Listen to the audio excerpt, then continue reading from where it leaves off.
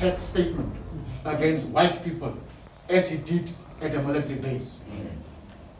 It is for this reason that we have since written to 23 embassies represented in the Republic of Namibia, including such embassies as those of the United States, United Kingdom, the European Union at large, India, South Africa, Botswana, many other embassies, Tanzania, 23 of them, to indicate that there is a Zimbabweanization of our politics on the horizon.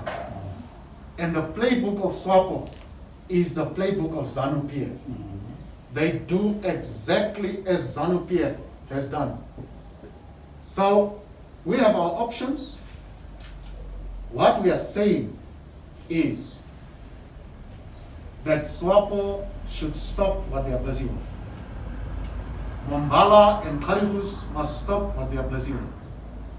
We have asked our people to go street to street, location to location, and to identify those individuals that are not from the areas originally.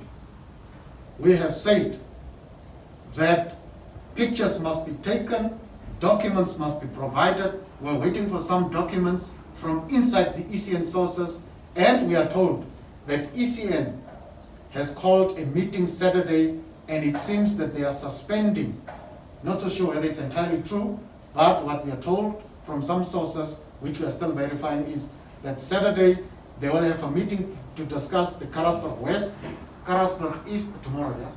Karasburg West, Karasburg East, Cape and South Urban question of these artificial voters that have been brought in to register as voters.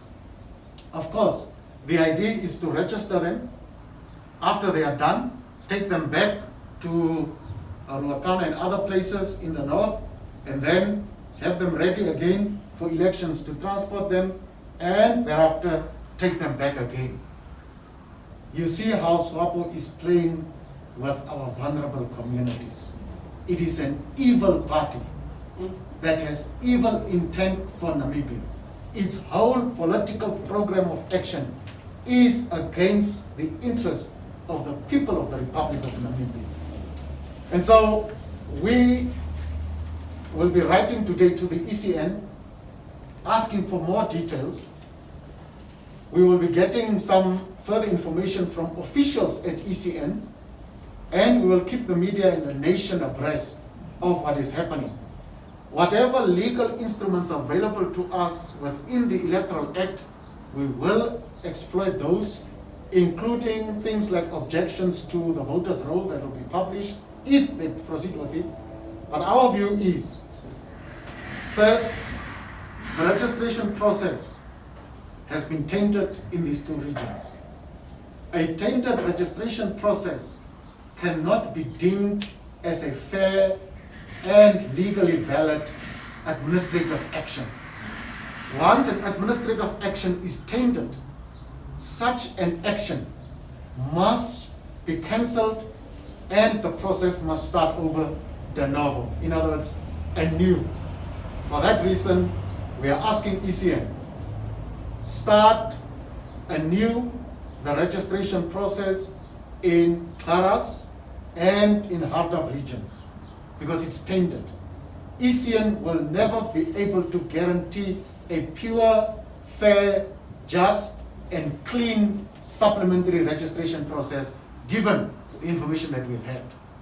Secondly, and unfortunately, the ECN law does not make provision for expulsion in contesting certain elections in areas where a particular political party has been found to do things that are untoward. We are still going to look carefully at anything that the law provides us, but ordinarily, we would have wanted SWAPO party to be barred from taking part in the elections of those constituencies and local authorities where they have decided to bring in people from outside. And that would be a good, punitive, and democratic process that will teach any political party the most appropriate lesson not to do social re-engineering and to threaten our stability as a country and our unity as a people during this difficult period of time. We would also ask that the police chiefs in those two regions be suspended and that a proper investigation be done as to how such numbers of people have been allowed to go through roadblocks without good reasons given. They must explain. Because what had happened is when they were asked in the queue, where they come from, these people honestly said the names of the villages where they were picked up. And of course, we are talking through other systems with these people because the phones are tapped. These officials that are giving us this information, their phones are tapped.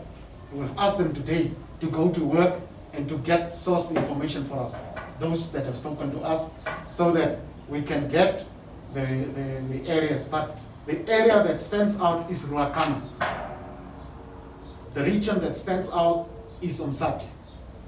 Those are what we can so far confirm, the areas that stand out as part of this whole broad-based conspiracy of SWAPO to try to influence things. But I want to say this, and this is my last point.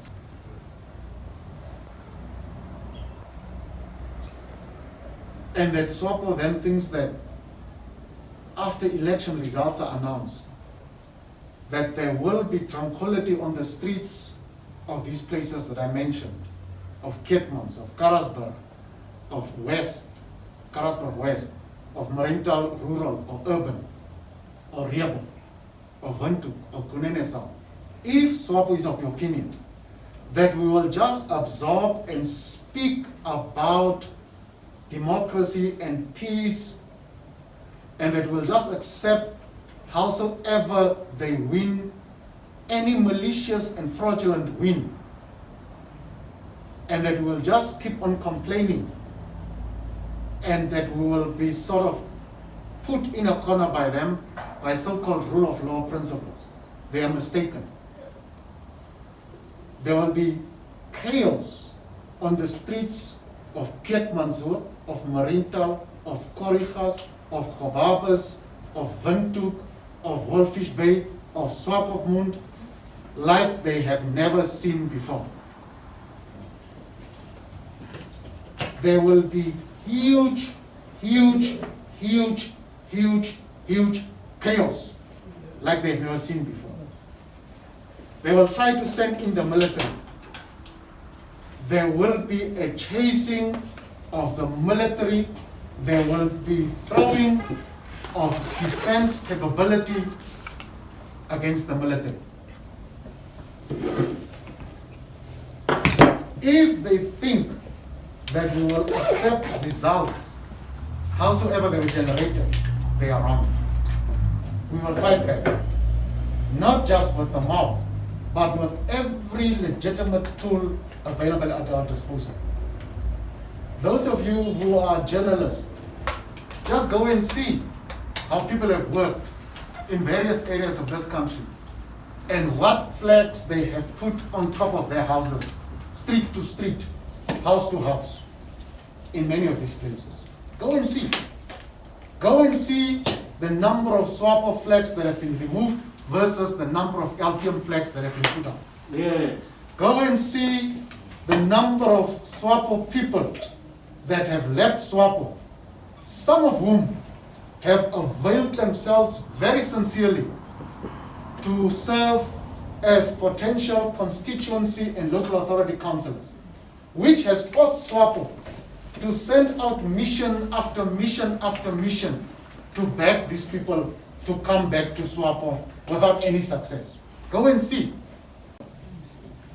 The economy has been destroyed, business people are suffering, lives have been dismantled, yet the executive and parliamentarians are earning the same salaries. No salary of any minister or any parliamentarian, including us, has been cut. Other people's salaries have been cut. other people's lives have been destroyed, other people's business opportunities have been destroyed, businesses are closing down like they've never done before, companies are going into insolvency. There is nothing. There never was, there isn't now, there never will be any state of emergency extension or any lockdown that we will support. They have mishandled this flu called COVID. They have mishandled this flu and abused the flu for the purposes, this COVID, of their own political expediency to try to blame everything on COVID. South Africa's economic activity has slowed down to 51% lockdown. Namibia's economy is collapsing, lockdown. But they go and auction natural resources and lie about what they actually got. We can't have a state of emergency in which Vilo and his puppets pretend to be the coup d'etat military leaders that refuse to answer.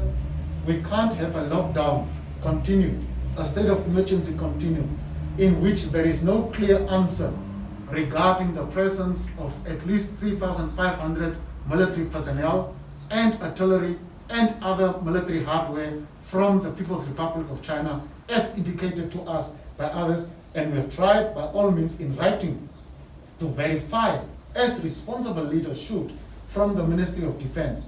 They began to lecture us about things like Bandung Conference, and we have lectured them back.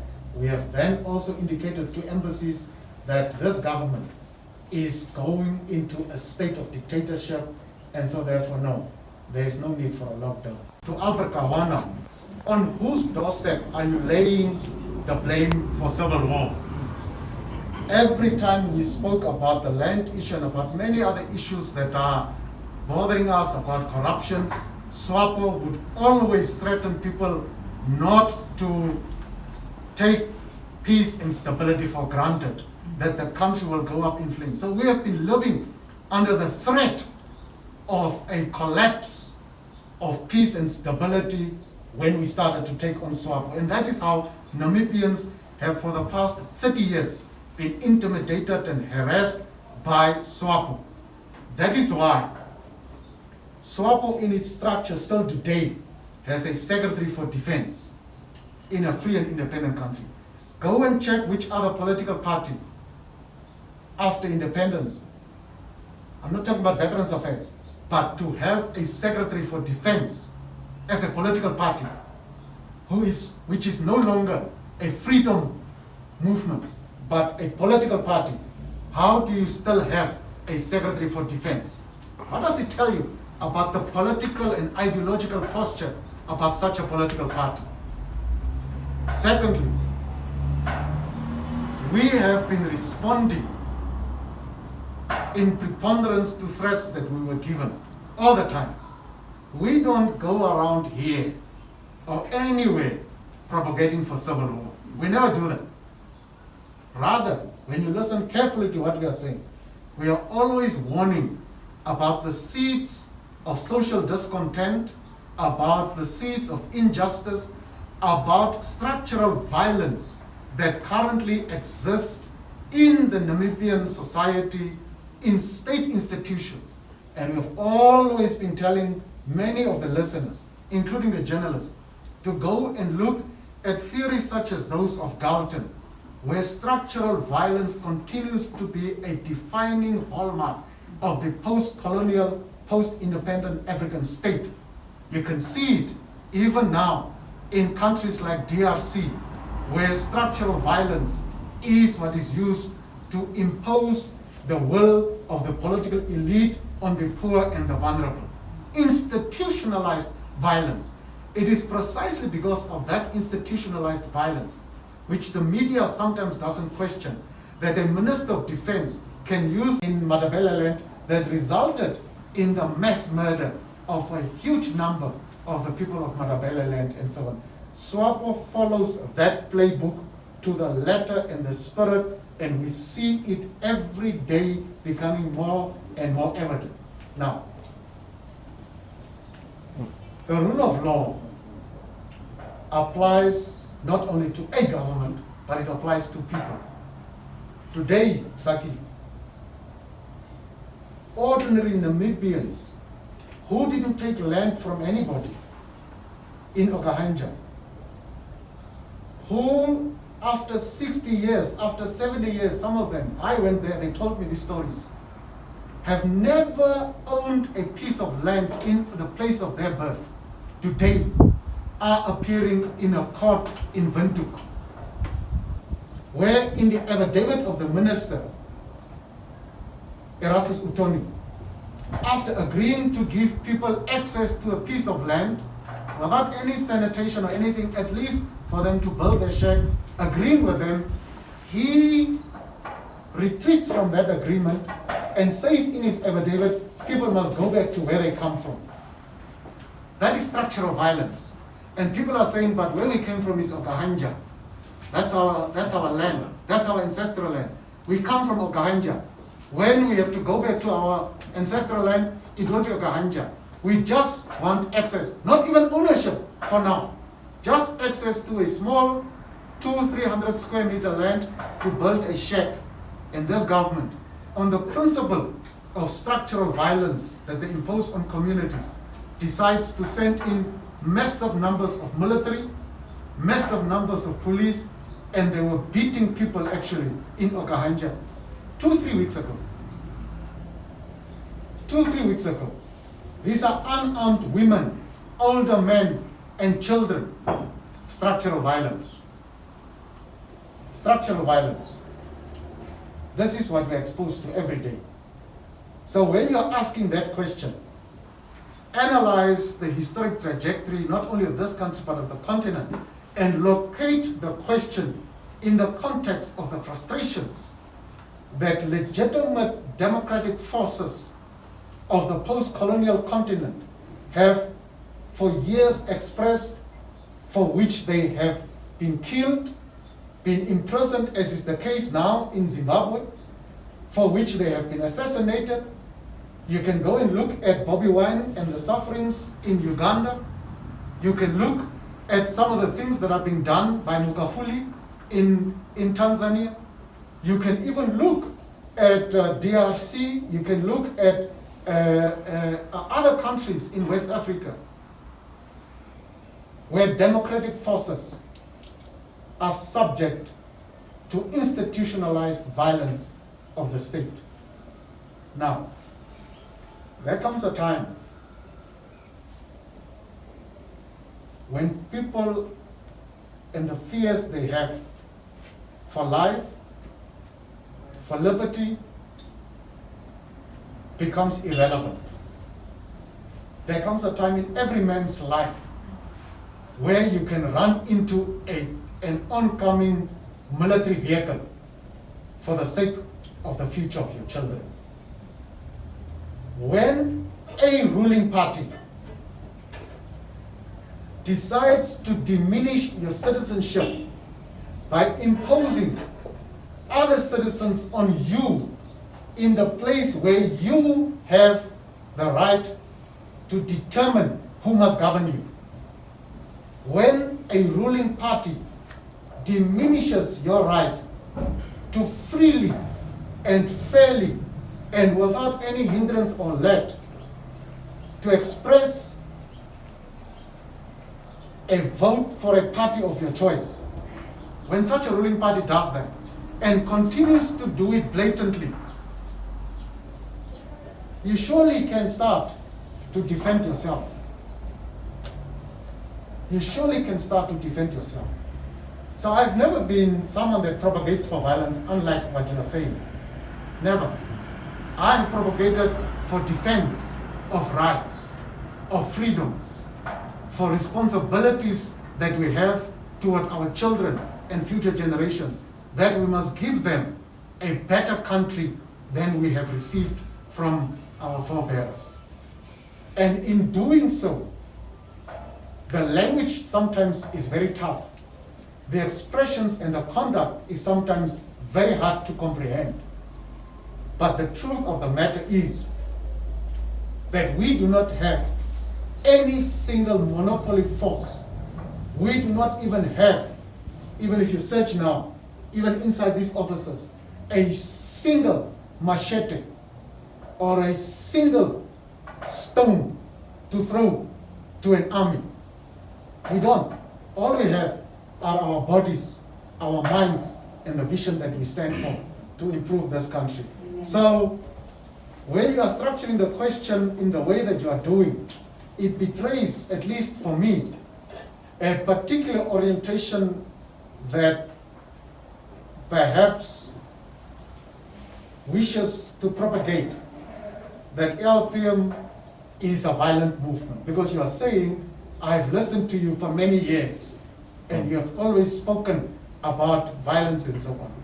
After the elections, I remember when I was speaking at Tila's guest house, I said, I now understand why in some African countries, after elections were not done freely and fairly, some people started to take up guns. I said, I now understand. There was a friend of mine from the US that said, "Oof, that talk is not good." But when I explained to him that I now understand, he actually became much more radical than I was. When Sakius, a political party, has done honest work to mobilize people on the basis of political programs, on economic policies that will implement, and you have convinced people in the country to follow that vision, surely you are allowed to be frustrated, but we don't get frustrated. But you are allowed to be irritated and to be extremely concerned when another political party doesn't use the same instruments to garner support, but uses other instruments that are outside of legitimate processes to claim an artificial strength and therefore to rule you with impunity and to pretend that they are in charge while they are not. Within the democratic space, and this is the last one I'm making, Henry will answer the other. Within the democratic space, surely people have a right to rise up, to speak up, as Mandela did, as Luther King did, as all other people did in fighting for the freedom of this country. And that is the right that I'm asserting in the most progressive and patriotic way. And that's all we are saying. As we said, it's painful for us to be speaking about Namibians being transported from one part of the country to impose a will that does not exist on other communities. It's painful. It sounds divisive, but that is the truth that we are faced with.